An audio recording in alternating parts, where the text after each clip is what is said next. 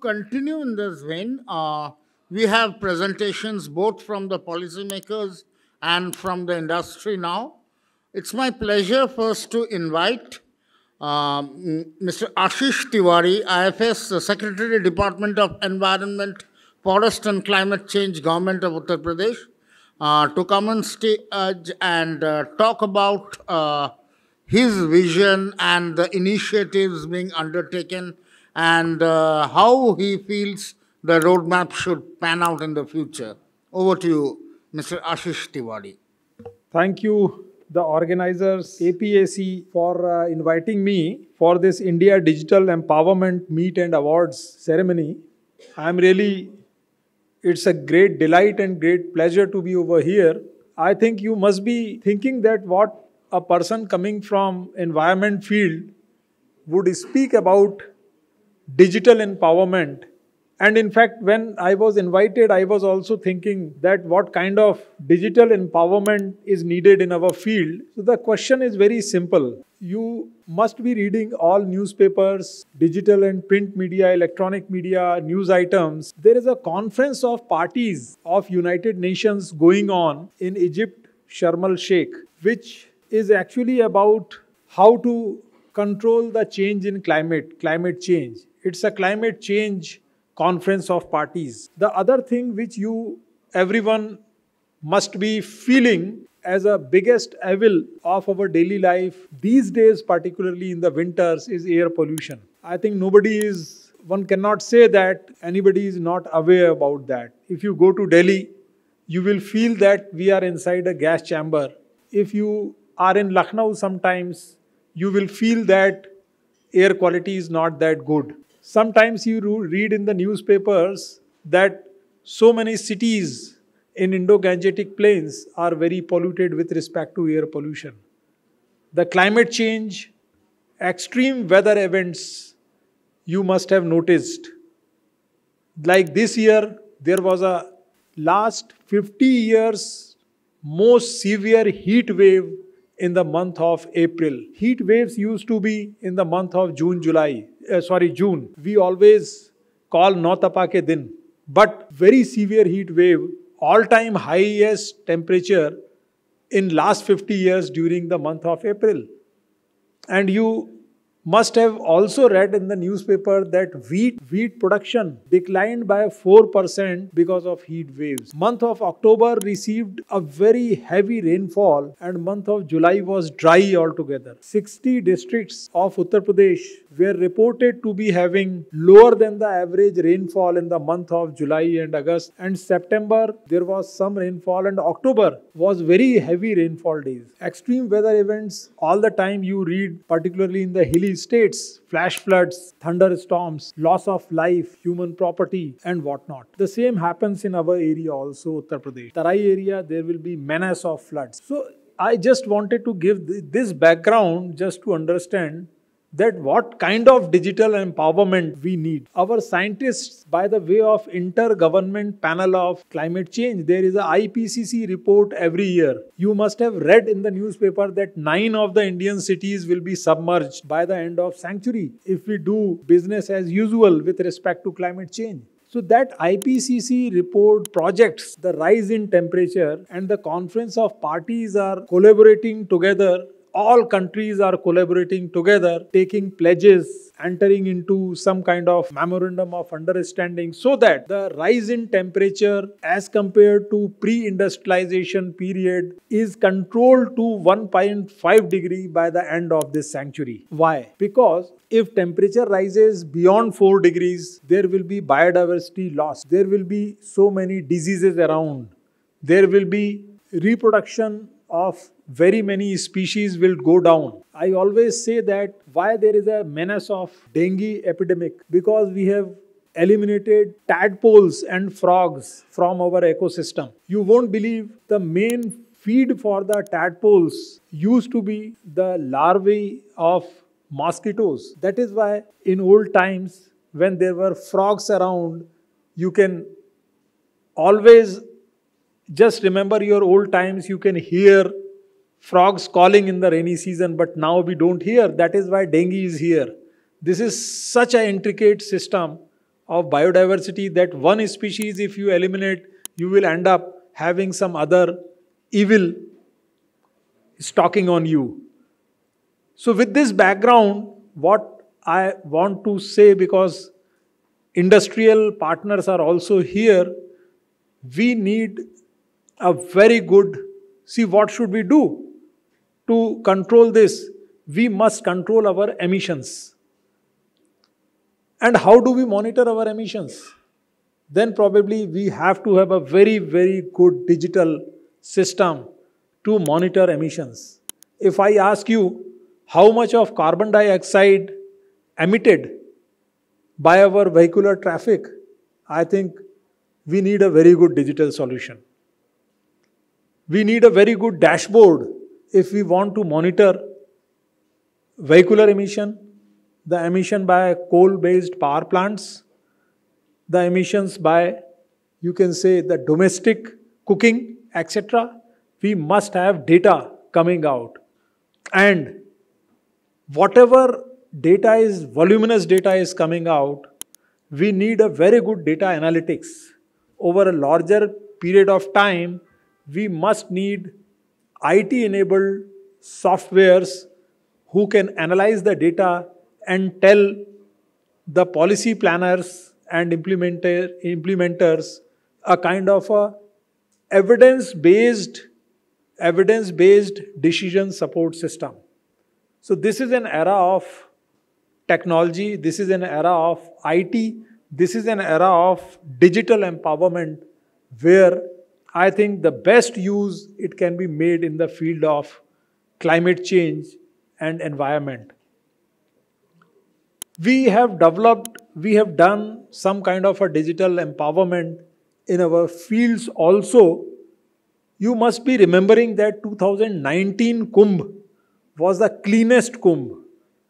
Everybody who have visited Prayagraj during those times must have noticed no waste, the quality of water absolutely good, and everybody was very happy that the quality of water was very good.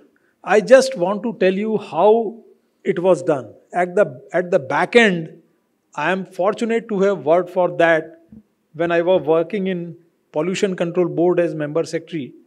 We developed a digital system to monitor 667 drains which are meeting river Ganges.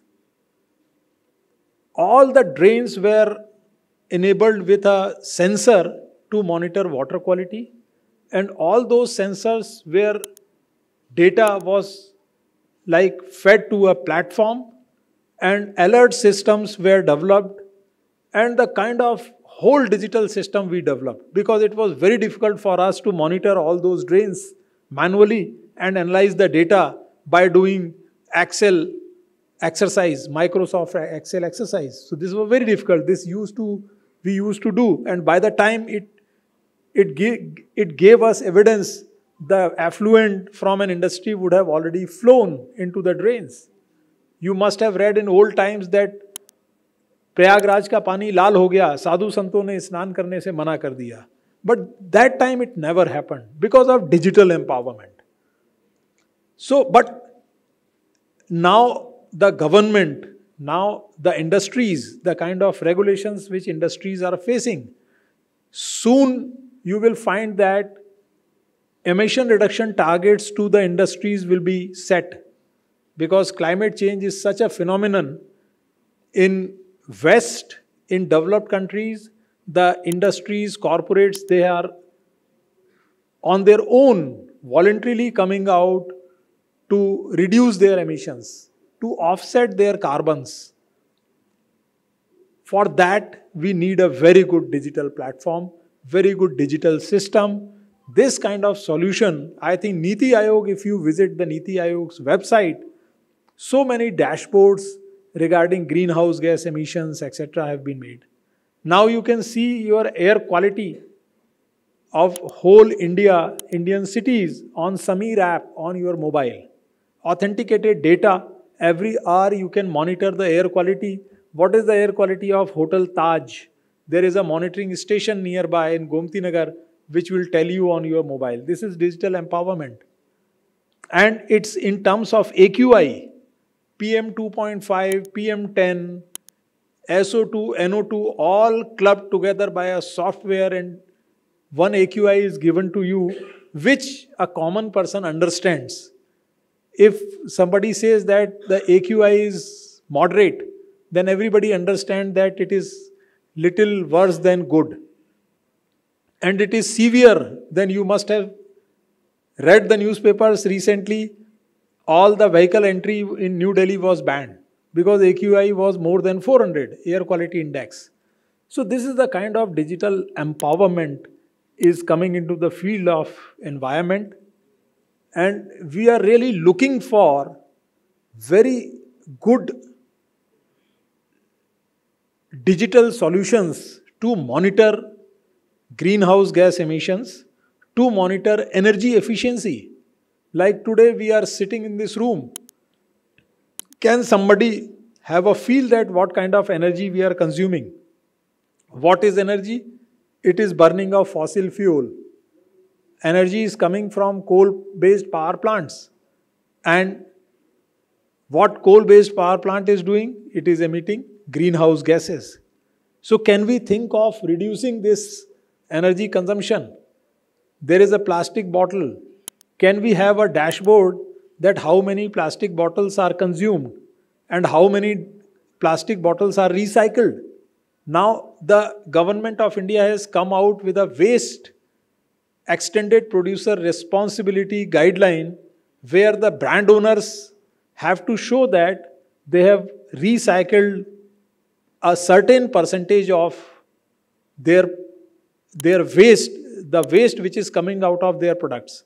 For instance, the bisleri, they have to show, they have to disclose it to the Central Pollution Control Board because it has to be recycled.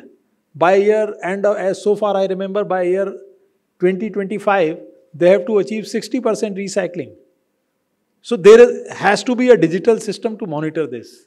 How much is produced, how much has gone in. There is a system of QR code. If you put a QR code in any waste material, you can track it. So the sky is the limit for digital empowerment, and for our environment, pollution, climate change sector, forestry sector also, digital empowerment. I'll tell you an example. If you go to African safaris, I think many of you must have gone to African safaris, Kruger, Serengeti National Park. You will not see a single person around. You will not see a single ranger having uniform. No. But if you violate the rule, the speed limit in the forest, if you violate, the next checkpost will be waiting for you to hand over a challan for fine. How it is empowered? Because the vehicles are digitally enabled. There are speed catching cameras around. There is a dashboard. There is an alert system. If there is no speed violation, nobody will come out of his checkpost. But there is a speed violation, he will have exact timing that when your vehicle is reaching this checkpost, that ranger, a 6 feet tall African, will come out in full uniform and he will be waiting for you and he will be handing over the challan to you. So that kind of, and if you don't pay that challan, your registration will be withdrawn automatically by a digital system. You cannot. If you are caught then probably you are behind the bars in Africa. So your whole leisure visit is gone in behind the bars. So this is the kind of, I welcome my friend Mahendra Tawar. So this is the kind of intervention, digital intervention our field is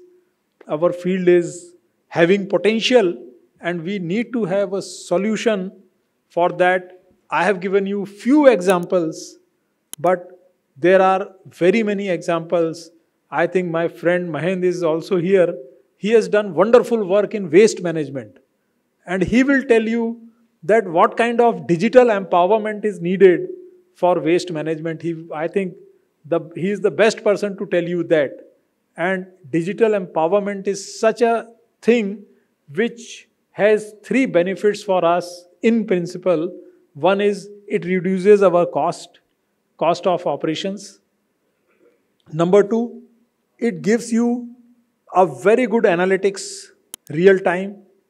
If you send a person in the field to get a report, by the time he comes back to his office, prepares a report, already that mishap has happened.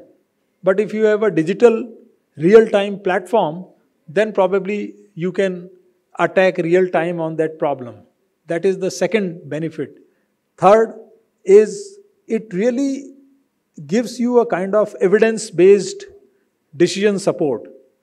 You can actually understand the problem and make a decision, the real decision. And you can also monitor the impact of your decision, what impact your decision has brought in, and you can analyze it so that a corrective measure is taken. So this is, I have given you few glimpses and I stop here, but there is a great scope for digital empowerment in the field of environment. Thank you so much for inviting me, and I am really grateful that these kinds of initiatives are being taken in the state of Uttar Pradesh, and our department, Environment Department, has been invited to participate in that. Thank you so much.